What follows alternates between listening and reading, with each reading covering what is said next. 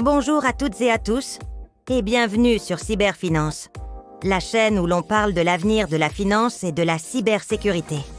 Si vous êtes ici, c'est et sûrement parce que vous vous demandez comment fonctionne réellement l'argent que nous utilisons chaque jour.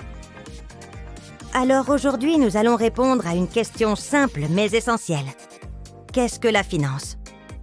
La finance, ce n'est pas seulement une affaire de banquiers, d'investisseurs ou de traders de Wall Street. C'est une réalité qui touche chacun d'entre nous, dans nos décisions quotidiennes, dans nos projets et même dans nos rêves. Derrière chaque achat, chaque prêt, chaque investissement, il y a un principe de base. Gérer les ressources limitées pour atteindre un objectif. Historiquement, la finance a toujours existé sous une forme ou une autre. À l'époque du troc, on échangeait directement des biens et des services. Puis sont apparues les premières monnaies, les premières banques et plus tard les marchés financiers. Aujourd'hui, avec la mondialisation et la digitalisation, la finance est devenue un système complexe, mais aussi incroyablement accessible, qui nous connecte tous à l'économie mondiale. Alors concrètement, à quoi sert la finance ? On peut la résumer en 3 grands rôles. Premièrement, elle permet de gérer l'argent. Épargner pour l'avenir, emprunter pour investir, ou simplement équilibrer un budget. Deuxièmement, elle permet de financer des projets.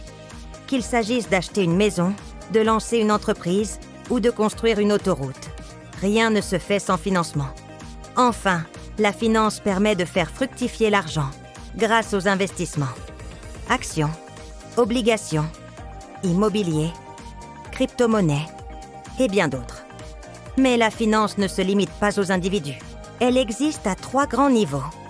La finance personnelle, qui concerne chacun de nous et notre manière de gérer notre argent au quotidien. La finance d'entreprise, qui consiste à mobiliser des fonds pour produire, investir et croître. Et la finance publique, qui concerne les États, leur budget, leurs dettes et leurs politiques fiscales. Ces 3 piliers interagissent entre eux et influencent directement nos vies. Prenons un exemple concret. Vous décidez d'acheter un smartphone. Cela relève de votre finance personnelle. Vous évaluez votre budget, vos priorités et votre capacité d'achat.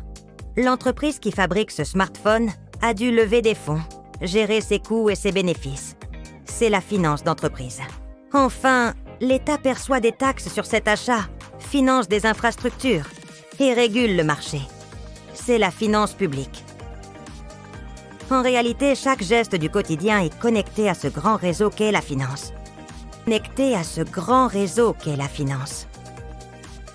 Aujourd'hui, avec les nouvelles technologies, la finance évolue à une vitesse incroyable.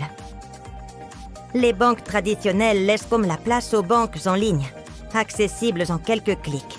Les fintechs réinventent les paiements, les crédits et les investissements.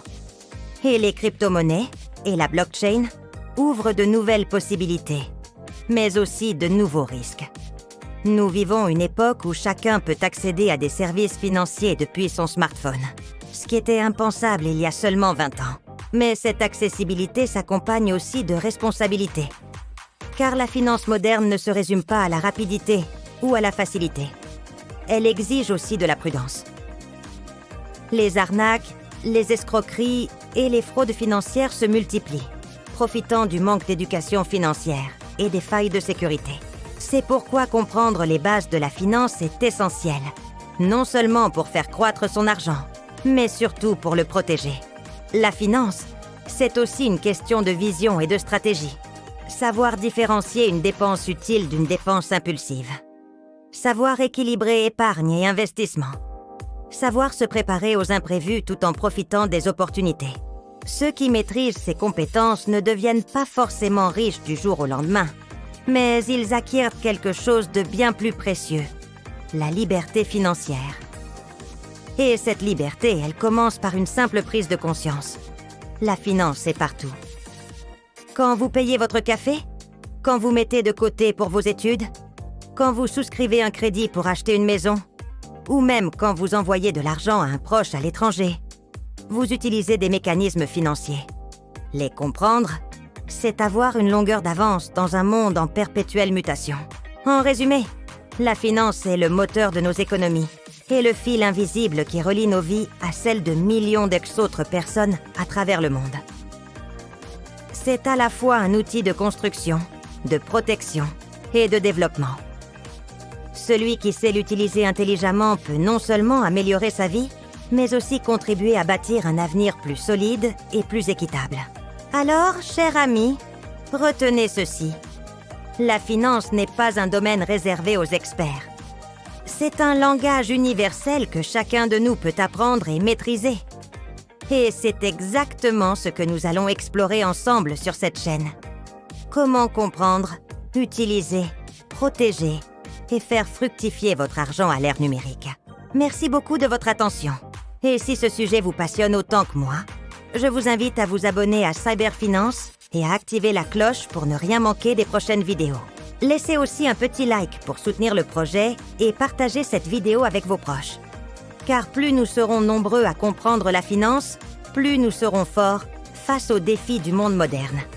À très bientôt pour un nouveau voyage au cœur de la cyberfinance.